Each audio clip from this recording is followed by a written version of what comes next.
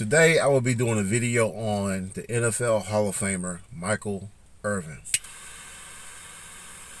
For those who don't know about Michael Irvin, he's been going through some legal problems lately with sexual harassment or sexual assault.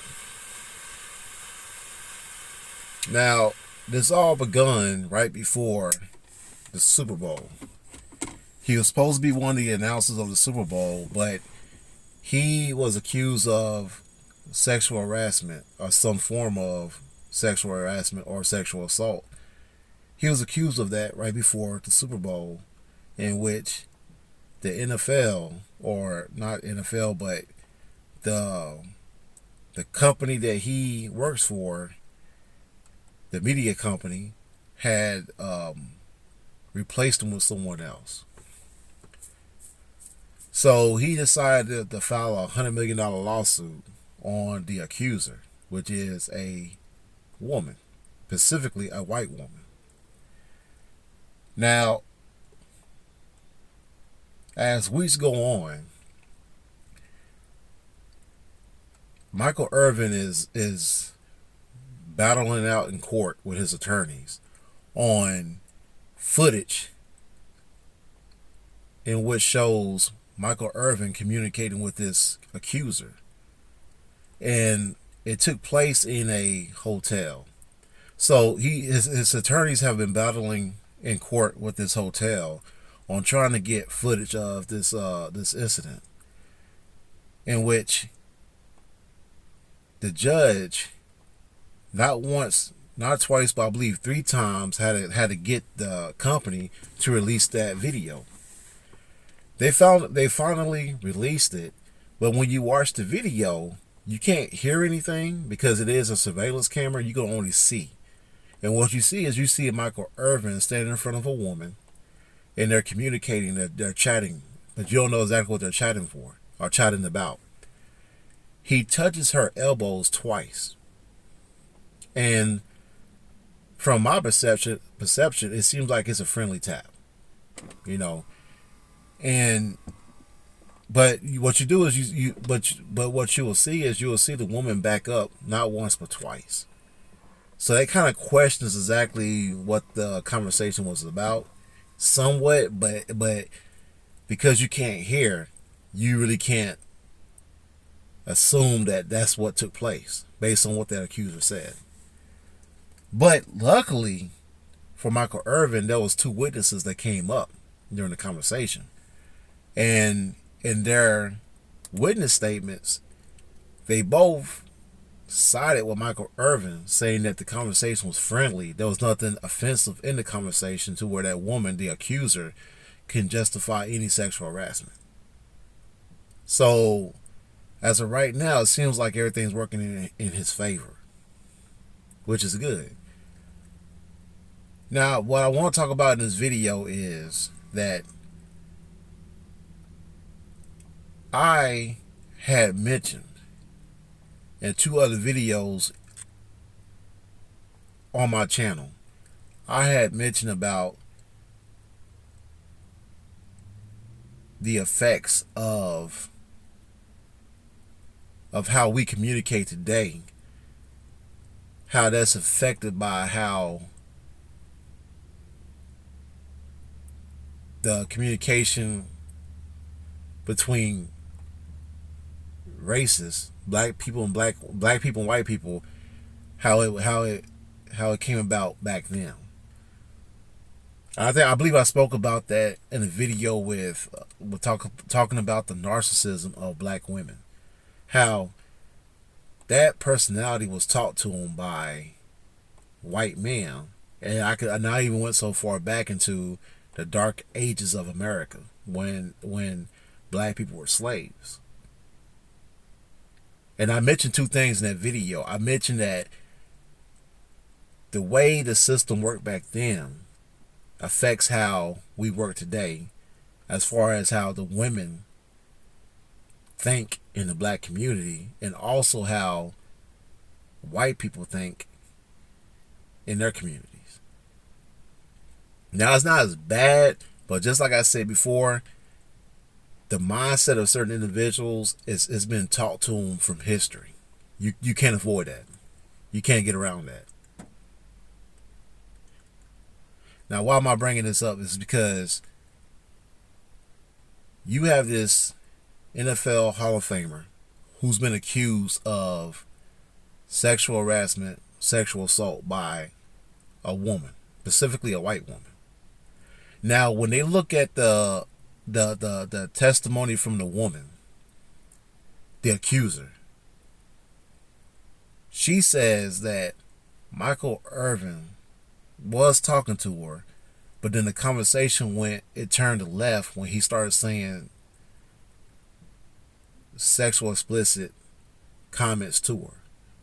And she even mentioned that he asked her a question.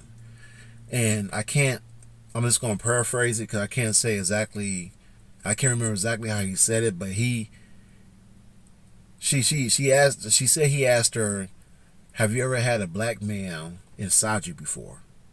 Again, I'm paraphrasing because I don't know exactly how he said it, but he did mention that in a question from her testimony.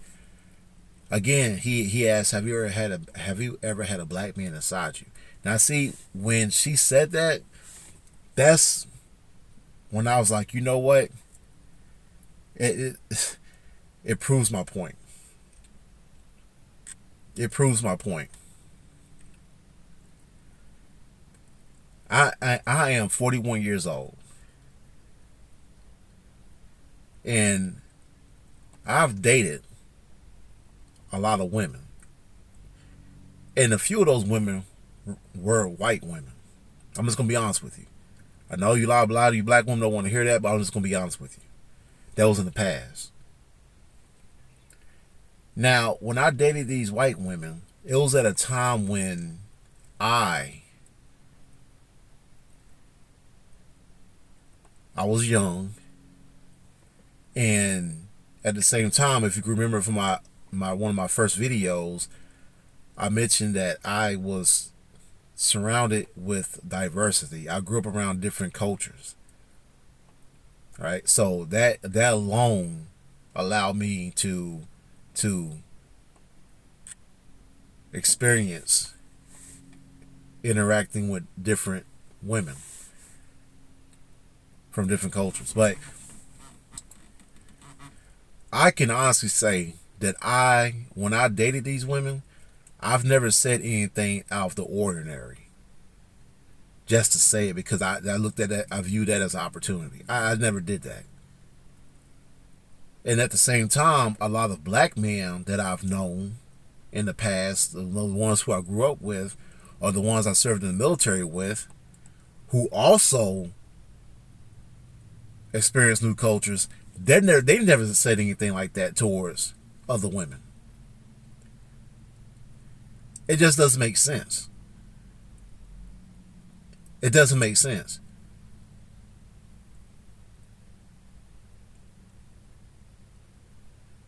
So when I heard that, when I saw that testimony, and and when I read it, they described exactly what she said. And in her testimony, she says that Michael Irvin, asked her, have you ever had a black man inside you? I knew that. I knew right then and there, I knew. I was like, you know what? They're screwing this guy over. She's falsely accusing this man of something that he didn't do. And the reason why she's doing that is because of the fact that she knows it's going to work. And the reason why she knows it's going to work is because in this society in America, the way they portray black men to be in movies, TV shows, everywhere, just like I explained in my video yesterday, they're pushing propaganda to the masses. All these TV shows, all this music, all these visuals that you see, black men engaging in dysfunction, they view all black men that way. It's been taught to them.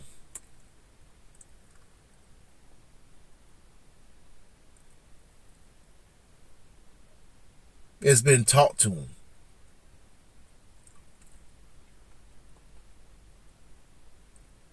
And because it's been taught to them, she and other women know all they have to do is make a false accusation with a black guy and make a comment into the accusation as if he says something that's abnormal. Even though we, black men, know it's abnormal to say, she knows that everybody else is going to believe it. This is the reason why she said that he asked her, have you ever had a black man inside you? We all know this man didn't say that shit like that. She knows he didn't say nothing like that, but she knows it's going to work because she knows everybody else is going to believe it. Because we have been painted as monsters, as sexual deviants.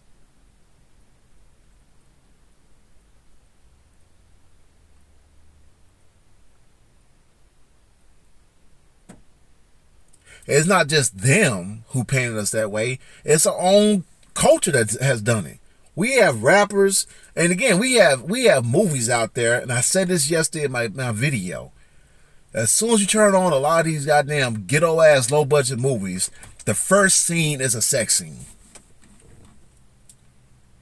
Then, throughout the video, you see a bunch of goddamn black men in goddamn strip clubs, and they're treating that as if that's the recreation for black men.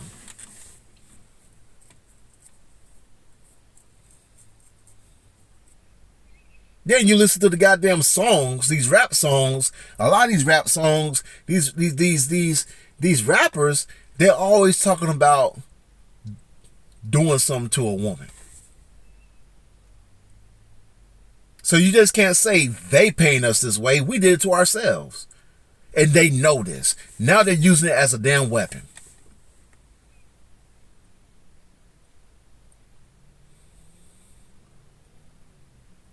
And when I say they, I'm also including black women. And I'm also including Asian women. And also Hispanic women, Latinas.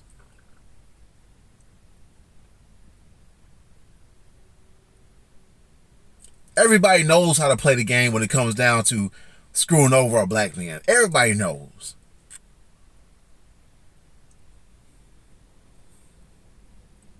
Let me tell you this story. Here in Texas, where I reside,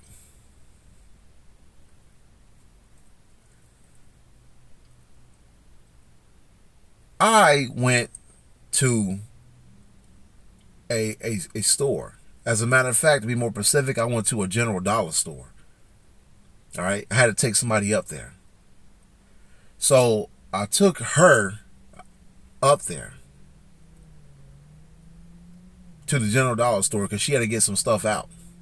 She had to go buy some stuff and she was going to use the cook or whatever. So I took her up there and I stayed in the car. Now, this all happened during the daytime, but in the afternoon. And while she went inside, I stayed in my car. And I decided to, while I wait, I decided to just go on my phone.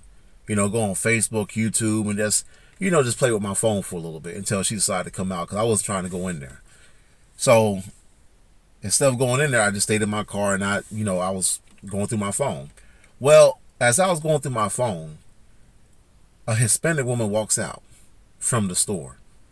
I glance up thinking it's the woman that I took or the girl I took to the store. I'm thinking it's her. But when I realized it wasn't her, in a split second, I immediately looked at my phone again. Now, as I was looking at my phone, the lady who walked out the store, her car was parked right next to my car onto the driver's side. So as she was backing up, I'm on my phone now, and as she was backing up, I decided to look at the car, because it was just moving. So I looked at the car, and I happened to glance at her, and I know she was glancing at me. But when I realized it, I really wasn't paying her no attention. So I looked back down on my phone. And all of a sudden, the truck, it stopped. It was backing up, but I could see that it stopped from my peripheral, from the rearview mirror. I could see from my peripheral that the truck had stopped right behind me. And I looked up again. When I looked up, she had her phone facing me as she was recording me. Now, I was about to get out the car to question her what the hell she was doing. Because again, when I looked up at her, when she initially started backing up the vehicle, I saw her looking at me. So I didn't understand what she was doing. So I was about to get out the car and ask her, hey, what's the deal? Like, do I know you or whatever? But before I could even do that, she took off. So as she's going, I'm looking back, I'm looking at the back window, and then as she leaves out, I'm not, I turn around confused, but at the same time, like, you know what, whatever. She's gone now. Forget about it. I don't know what that was about. Whatever. So I'm back on my phone, and let's like a minute or two later, the other girl comes out the car. Comes out the store. She comes out the store. She gets in my car, and we're heading back. We're heading back to the house or where she stayed at. But as we're heading back, that same truck that was parked next to me on my left sped up on us. And I could see it from the rear view because I was trying to switch lanes. I was in the middle lane trying to go to the right lane. I had to make a right at the intersection. So when I was about to switch lanes, I looked up at the rear view to make sure there was no vehicles behind me are coming in from that side. And all of a sudden I see that same truck that's hauling ass right up to us on the passenger side. The truck immediately stops. So we stopped. Now we in the middle of the road. We stopped, and I rolled down the window, and it was her, that same woman. And she tells the woman that's in my car, she tells her, hey, I don't know who you are. I'm sorry to bother you, but your man or your boyfriend or your husband, whoever that is, he was checking me out on my phone. Probably from his phone. He was recording me from his phone. Now, I'm in shock because I'm like, what the hell is all this coming from? So I told her, I was like, you know what? Now I'm pissed because you're accusing me of something I didn't do. So I told her, I said, if you really feel that fucking way, we can go to the police station. So I take off on her ass and head off towards the police station.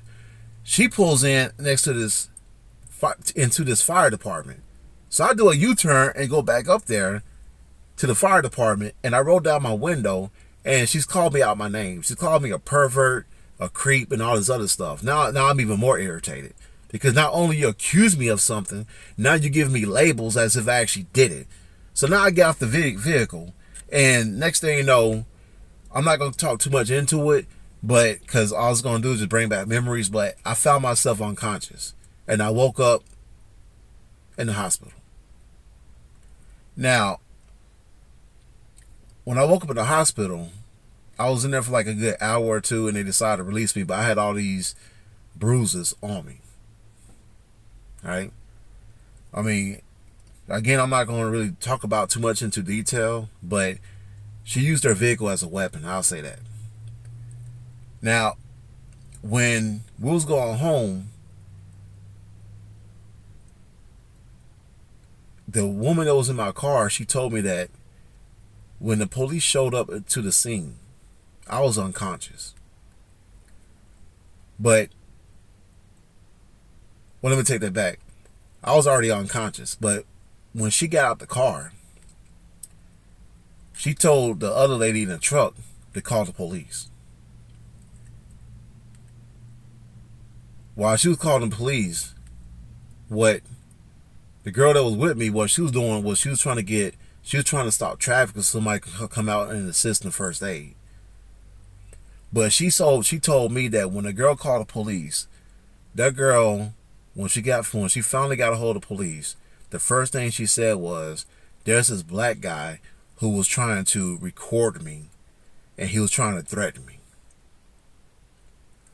Now, the girl that was with me, she said that when she heard that, she started yelling at the girl, telling her that wasn't true.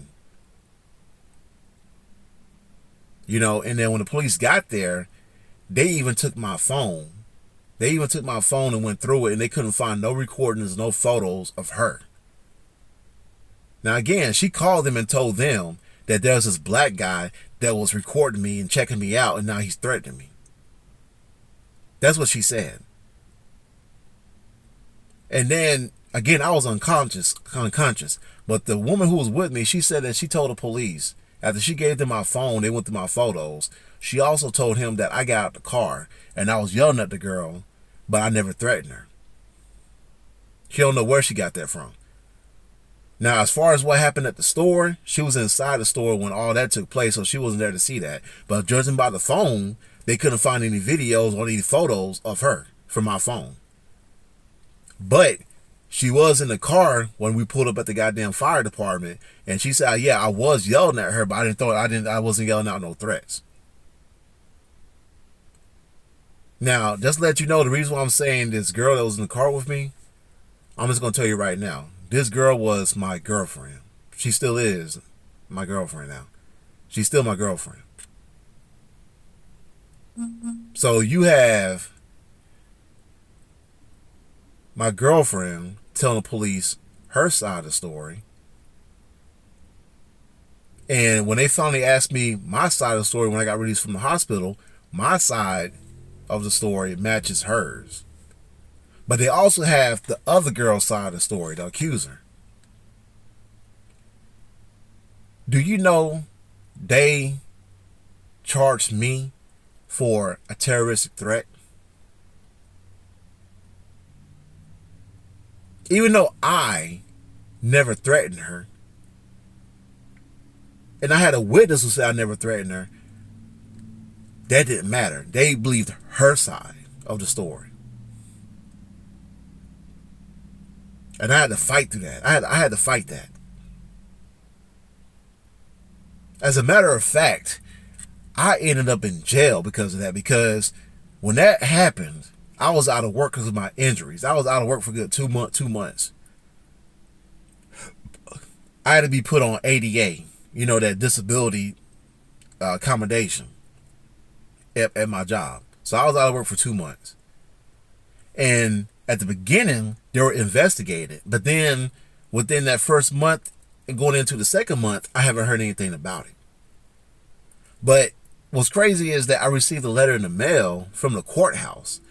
They were saying that I had a court date pending, and that's when I found out I had charges pressed on me for a terroristic threat. So when I called the courthouse, of course, they couldn't tell me anything because they said their job is just schedule the dates. So a month later, now it's going into the third month, we go to court. We go to court, and I was like, you know what? We here. I'm finally gonna get this shit over with because this is irritating. I'm gonna get this over with. So the judge is going through all the people that's present at the court, and then my name comes up. I go up there, and then he tells me, "Do you know that you had a warrant out for your arrest?" And I was like, "What?" I'm in shock. I'm like, "What the hell you mean a warrant? I didn't go nowhere. I was on medical accommodation. I couldn't go anywhere. I was at my house every damn day for the past 2-3 months." But they said I had a warrant out for my arrest, and it was been out there for 3 months, and I couldn't leave the courthouse. I had to go to jail, and I was in jail for 24 hours till my girlfriend bonded me out. She was in the courthouse when that happened. So the only thing the judge and the bailiff allowed me to do was give my keys to her and give my ID and everything else to her. And then the judge told her that, if you call at a certain time, a bondsman, they'll be able to tell you what the bond is. But I wasn't even able to talk to her. By then, the bailiff was escorting me to the back of the courtroom, to a holding area. And I'm thinking to myself, like, not only I've been out of work for 2 goddamn months, but now I got to go to jail for something I didn't do. But all she had to do was get on that goddamn phone and tell them that there's this black guy who was checking me out, recording me, and now he threatened me.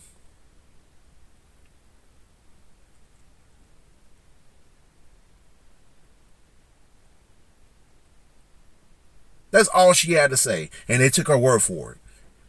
Even though I told them I never did that, and I had a witness explain to them I never did that, and then they went to my damn phone, and they didn't find no evidence of me recording her, not one photo, not one video, and they still sided with her.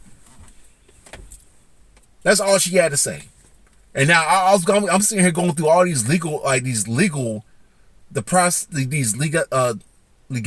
I'm going through all this trying to get this, going this lawyer fees and trying to find a lawyer and trying to get this shit closed out and everything. I had to go through hell.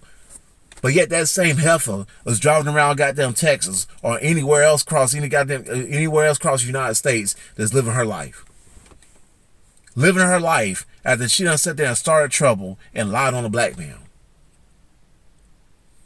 This is how easy it is for black men to get lied on. It is easy.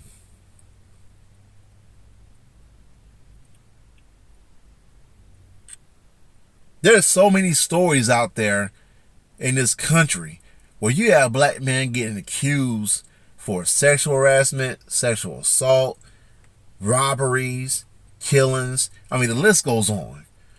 The list goes on. You have black men right now getting released from prison. They're getting exonerated for crimes they didn't fucking do. They spending years in prison. They spend 5 years, 10 years, 11 years, 20, 30, 40, 50 years. Their whole life is gone off of a goddamn lie.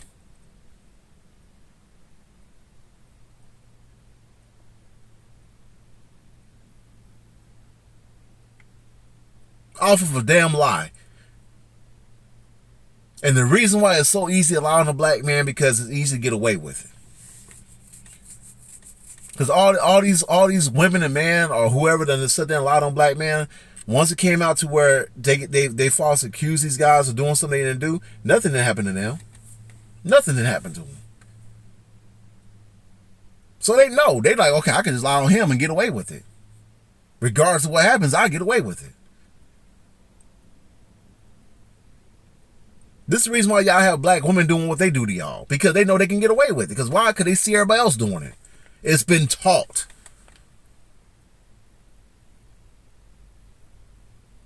It's been taught.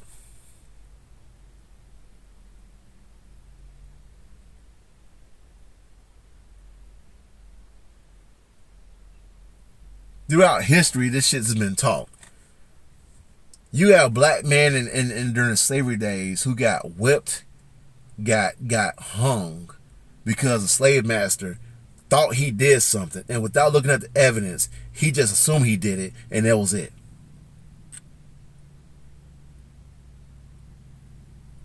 And then once black people got emancipated, they started getting a lot more smarter in their strategy.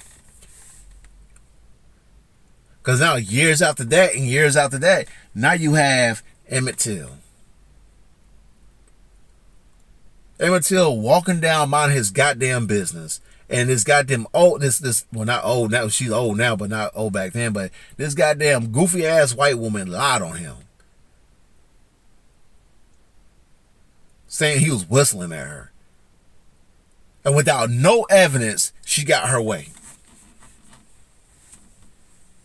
You had these white men, they sit there and they did stuff to Emmett Till that was like, it was just fucking insane. Something that you should never do to a human. It's something that you should never think to do to a human.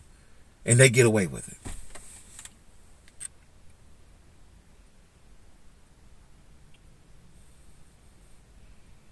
Then years after that, the same shit happened over and over again. Not as bad as Emmett Till, but damn near close in some situations. But it still happened over and over again. And now you got now. In this present day, in 2023, everybody's so used to seeing it that now you have black women doing it.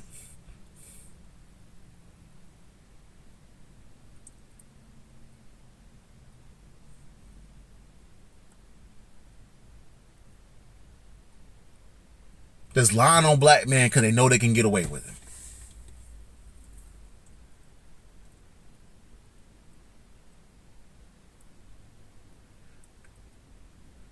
And I'm saying all that to say this, that what Michael Irvin is now doing is something that black men need to start doing. Black men need to start doing this. We should have been doing this a long time ago. We need to start using the same laws to our advantage. Michael Irvin is filing a $100 million lawsuit on this accuser. Now, people might say, well, she don't have $100 million. That's all fine. I get that. But what he's doing is he's trying to prove a point. Because what she's doing is she's trying to ruin this man's life.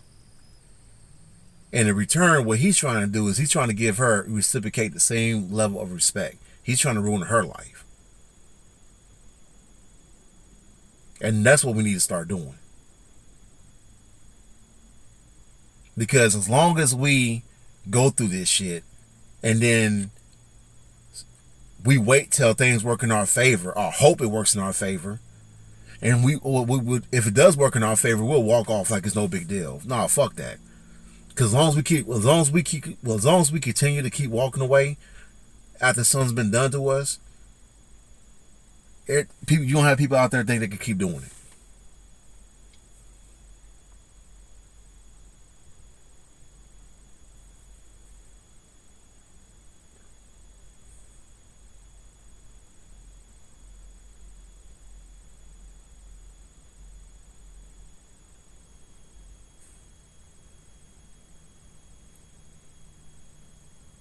Because I'm going to tell you right now, with my situation, I've always been thinking about this. Way before this Michael Irvin thing even took place. All that story I just told you about, what happened to me a while back, I'm still having thoughts in my head to where, because I'm still within a year. I'm still within a year of that happening. So I'm actually thinking about getting a lawyer, and now that the things have worked in my favor, get a lawyer and put that woman through the ringer. And not only put her through the ringer, but put the goddamn police force through the fucking ringer.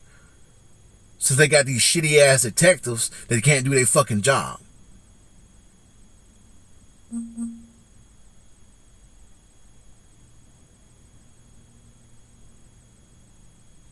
I'm telling y'all, that's what we need to start doing.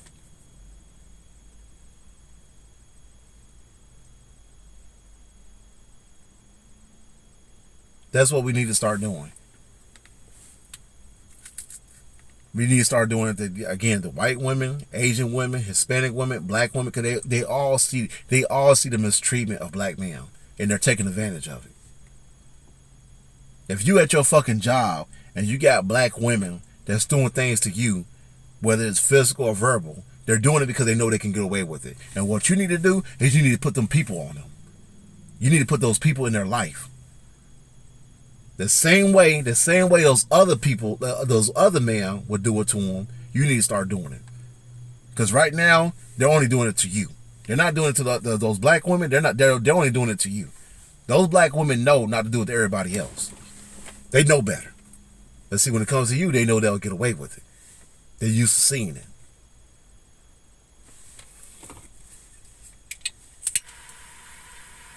So let me know what you think in the video. Well, let me know what you think about the video. If you like it, enjoy it, give it a thumbs up. Subscribe to the channel. And for these, I just want to put out that for the ones who have already subscribed to the channel, I appreciate the support. I promise you, I'm gonna try to get better as this channel goes on. It's still in the early phase of development, so I'm still learning the process of creating good content. So bear with me, but I do appreciate the support. But again, subscribe to the channel, and I'll see you next time. Peace.